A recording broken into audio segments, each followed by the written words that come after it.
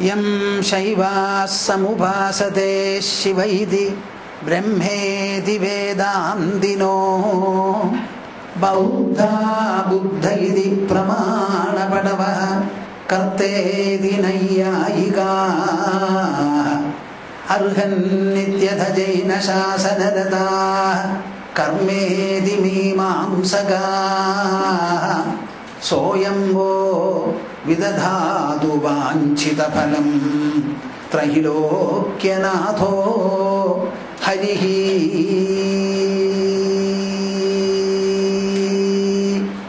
सोऽयं वो विदधातु वाञ्छितफलं त्रैलोक्यनाथो हरिः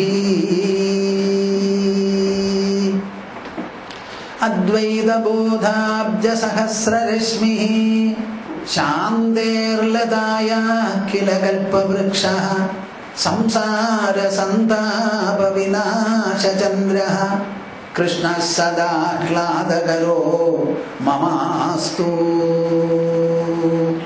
संसारसन्तापविनाशचन्द्रः कृष्णः सदाह्लादकरो ममास्तु मदीयहृदयाकाशे सदानन्दमयो गुरुः उदेतु सततं सम्यक् अज्ञानतिमिरारुणः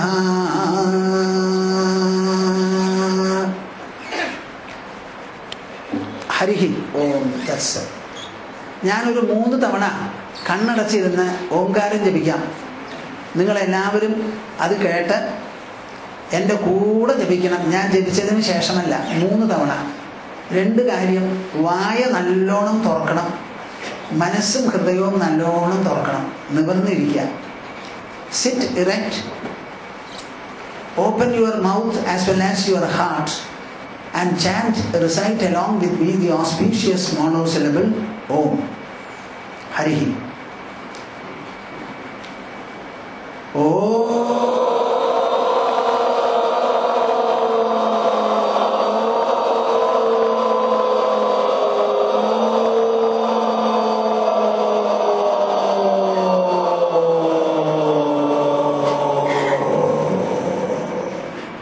Assalam. Very good. Be better. Oh.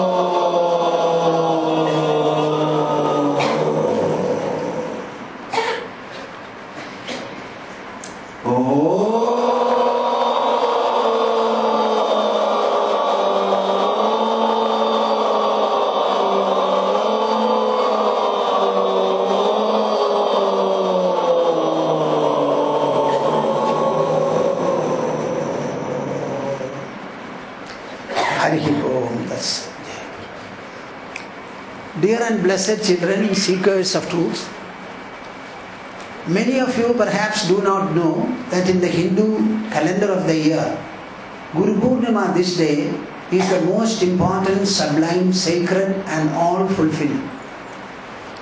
Our country has a great knowledge culture. I would like to describe it as a culture in the nature of knowledge because our Vedas are the fundamental and the ultimate pramanas for us for everything that we do. The Vedic system of thought covers everything about the individual, the family, the society, the nation, the globe, and the entire universe and environment. If you condense the entire message of Vedas, we can put it in this manner in the Vedic language itself. Brahmavid apnodi param. The knower of Brahman, the supreme reality, attains the supreme.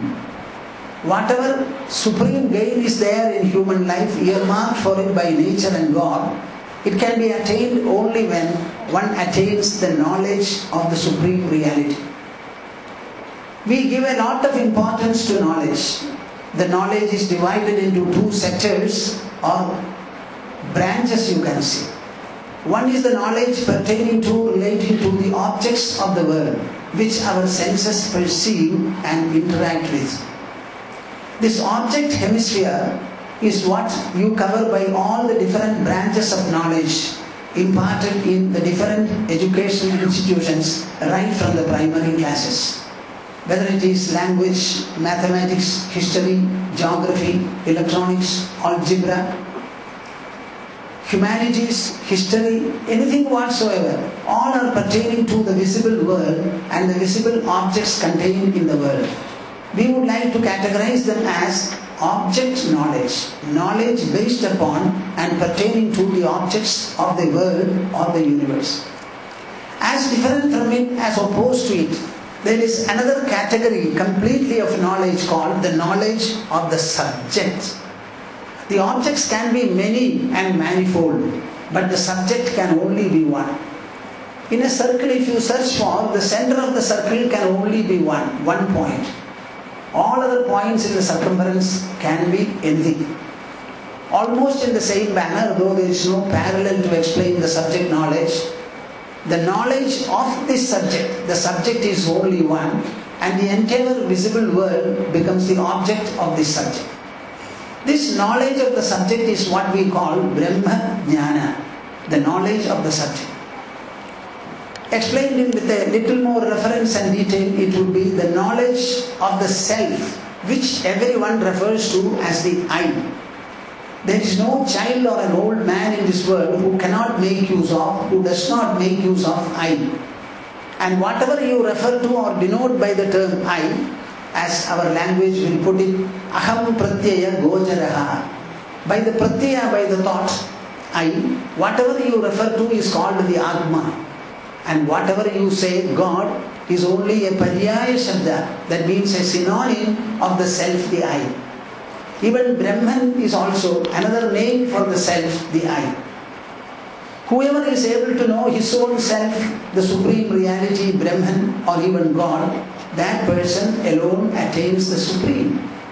If any one of you thinks that in prosperity lies the life, human life, its fulfillment, it is very, very wrong. And Guru Purnima reminds us of this fundamental fact and truth.